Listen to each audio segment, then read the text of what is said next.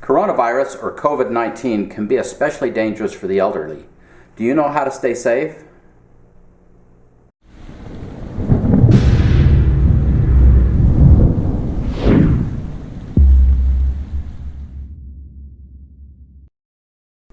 Hi, I'm Jonathan, the Provident Prepper. I want to introduce you to my mom. This is Emily.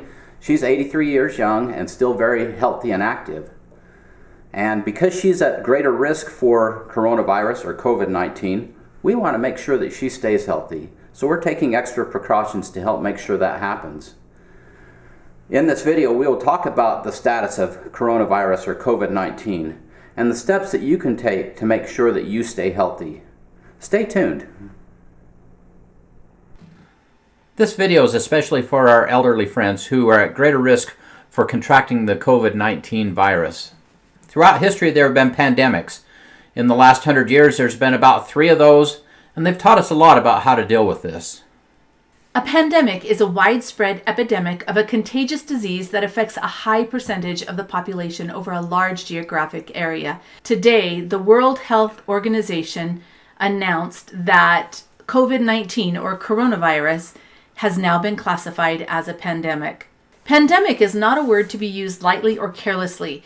It is a word that, if misused, can cause unreasonable fear or unjustified acceptance that the fight is over, leading to unnecessary suffering and death. As of this afternoon, this is the confirmed number of cases, around 125,000 with about 4,600 deaths. As you can see from the map, coronavirus has achieved the status of a pandemic. According to an article on Explore Health, 12,000 people died from the influenza between October 1st, 2019 and February 1st, 2020. They say that the number of deaths may be as high as 30,000, and this is in the United States. But the CDC estimates that about 31 million Americans caught the flu this season, and that 210 to 370,000 of those cases were actually hospitalized. When we put this into perspective, yes, the coronavirus has the potential to do some really serious damage, but so does the regular flu. Now to get down to why we produce this video, because the seasonal flu affects older people, people with chronic health conditions, and those same people are at higher risk of being affected by COVID-19 or the coronavirus. The data is pretty clear that those people with comorbid conditions or having maybe several debilitating conditions are affected more severely. The data also shows that the fatality rate for those patients over age 80 is close to 15% as compared to 2.3% for the overall population. And so we need to make sure that our elderly friends do not contract this illness. According to the CDC, COVID-19 is a new disease and we are still learning how it spreads, the severity of the illness it causes, and to what extent it may spread in the United States. We assume that it is spread similar to the traditional flu, which means that it's spread through breathing in contaminated air or contact with an infected person. The viruses may live on the surface for anywhere between 24 hours and 7 days. As far as COVID-19, we don't know for sure how long those viruses will live on the surface. But one of the very interesting things is that we're contagious before we ever exhibit symptoms. The only sure protection against this disease is to avoid people and anywhere that people have been. One of the most important things we can do is to wash our hands frequently and to avoid touching our eyes, nose, or mouth. The CDC states that if you are at higher risk of getting very sick from COVID-19, you need to stock up on supplies, take everyday precautions, avoid going out in public and avoid crowds, don't go on cruises, and avoid all non-essential air travel. In summary, you should just stay home to reduce your risk of exposure. So our hats go off to the preppers because they've already taken care of most of these things or all of them. They have shelter, water, fuel, tools, a 3-month supply of everyday foods, and some long-term food storage.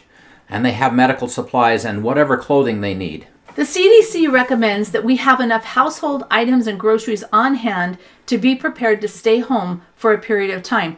The CDC doesn't state how long you need to be prepared for, but we recommend a minimum of 3 to 6 months. In most cases, your city water supply is still going to provide you with good water, but we always recommend that you have accessible water stored away so that it's ready for you to use whenever you might need that. Because depending on how bad this situation gets, our water supply might be disrupted.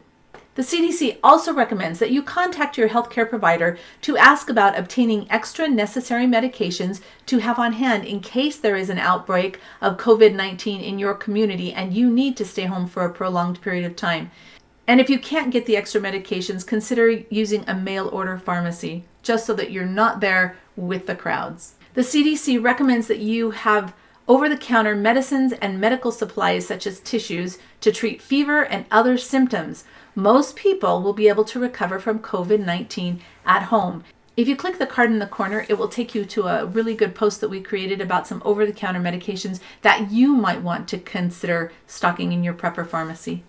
Make sure that you have adequate sanitation supplies, things like toilet paper, facial tissues, and wipes. The CDC recommends that you clean and disinfect your home to remove germs. Practice routine cleaning of frequently touched surfaces. For example, tables, doorknobs, light switches, handles, desks, toilets, faucets, sinks, and cell phones.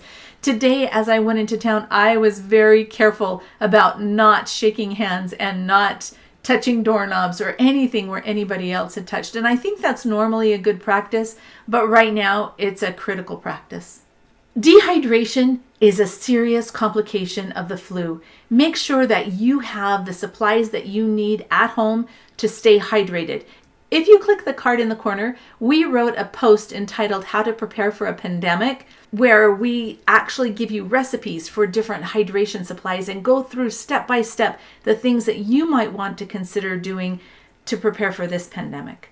We hear about how important masks are, and it is really difficult right now to find masks because everybody has rushed in and tried to buy them all.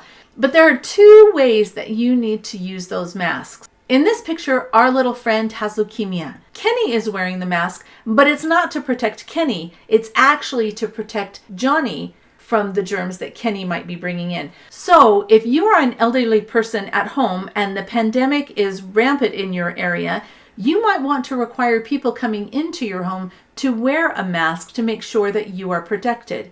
Now there's the other scenario. When Johnny goes out in public, he wears a mask to try and protect him from the germs that other people are spreading.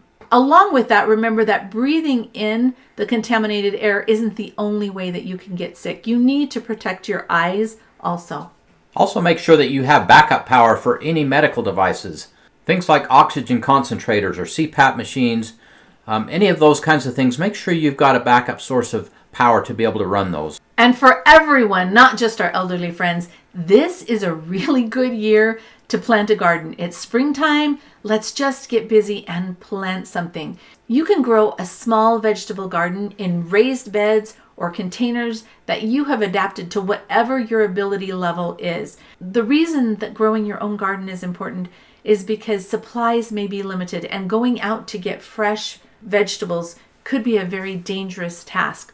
If you're growing it at home, you're safe. And fresh garden produce is packed with disease-fighting nutrients. Now, if you have some type of ongoing treatment where you have to go into healthcare facilities, it's important that you are really careful to protect yourself, because that's an area where there could be a concentration of all those wonderful germs that are going to make you sick. So just be careful. Be wise in what you do. If it's something that can wait, maybe you let it wait. Don't put yourself at further risk, but just know that a hospital or a doctor's office may not be the safest place to go right now.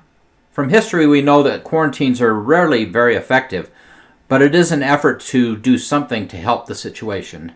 The best way to accomplish this is to self-quarantine, to take yourself out of the public to protect yourself and keep yourself healthy. This can be really challenging because that means that you cannot have other people from the outside coming to visit you, even if you are grandma and all the grandkids want to come and see how grandma's doing. Every time somebody comes, it puts you at risk. The CDC states that if COVID-19 is spreading in your community, you should take extra measures to put distance between yourself and other people to further reduce your risk of being exposed to this new virus, which means you stay home as much as possible. Today, the news is absolutely full of all kinds of events and things that are being canceled because of coronavirus. This is just a smattering of a few that we saw, and I'm sure there are many, many more. While this is inconvenient and it may be frustrating, this is a really good way to help prevent the spread of this disease. And you don't have to wait for events to be canceled. You can just choose not to attend them. We would recommend that you avoid shopping and use a grocery pickup if that's possible for you. If it's not and you have to go to the store, what hours could you go? Can you go at 5 o'clock in the morning or 6 o'clock in the morning where there are very few people to limit your exposure? The CDC recommends that you consider ways of getting food brought to your house through family, social, or commercial networks. And even if you do make it to the store, you might see something like this. I made a trip to Walmart on March 5th. I wasn't after toilet paper, but I was curious to see what was happening because I'd heard all the rumors, and the rumors were true. The shelves were picked clean. Now, it may be that these people will die in their homes surrounded by toilet paper because they didn't have enough food, but they have toilet paper. So I also went over to the water aisle, and you can see a little bit in the gallon jugs, but most of the water bottles and everything else was cleaned out. I went to Costco yesterday, and this is what I found. There is absolutely no toilet paper in the store. And as I was walking down the aisle, they are bringing in pallets of water, but they're limiting it to only 2 cases per person. I know I've already talked about this, but the best way to avoid panic with all the things that are going on is to just prepare in advance. That way we have the resources that we need without fighting for scarce resources. If you've been in this situation where you are rushing out right now trying to stock up on supplies, remember that being a prepper has fantastic benefits. It'll never put you in this position again. We are doing just fine. If there's no toilet paper at Costco or Walmart or bottled water, we're just fine. We have the supplies that we need to make it through several months without going to the store. So when all this blows over, and it eventually will, remember that being prepared pays off. You won't be rushing to the grocery store and fighting the battle for scarce resources. You will have what you need when you need it, and there is a lot of peace and security that comes from that. It's important that you watch for symptoms and warning signs. The CDC says to pay attention for potential COVID-19 symptoms that include fever, cough, shortness of breath. And if you feel like you are developing symptoms, call your doctor. Don't necessarily rush in because we're trying to avoid that, but call your doctor and consult with him because he or she will know you best. However, if you develop emergency warning signs, get medical attention immediately. Communication is so important. The CDC recommends that we stay in touch with others by phone or email. You may be able to ask for help from friends, family, neighbor, community, health workers, etc. if you become sick. Come up with a plan. So we have a plan with my mother-in-law that if things get really rough in our area, she's just going to come and move in with us, and we will all stay together and self-quarantine until this blows over. Having people that you can do that with is really a good plan, but that's not always a situation for everyone. Make sure that somebody knows what's happening in your life and keep in touch with them so that they know that you're all right. Make sure that you reach out to your neighbors and friends just to make sure everything's going well. COVID-19 is transmitted by contact with other people, so sometimes it could be a little bit frightening to reach out to other people.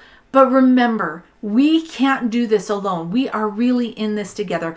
We have to take precautions and be wise, but it is important that we are prepared to share, that we reach out to our neighbors, that we serve others, and we generally show love for one another so that we can make it through this.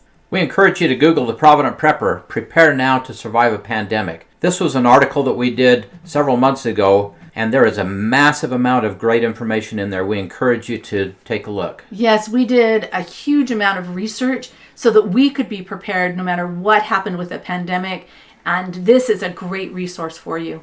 Check out our YouTube channel, including Prepare for Coronavirus and Prepare for a Pandemic.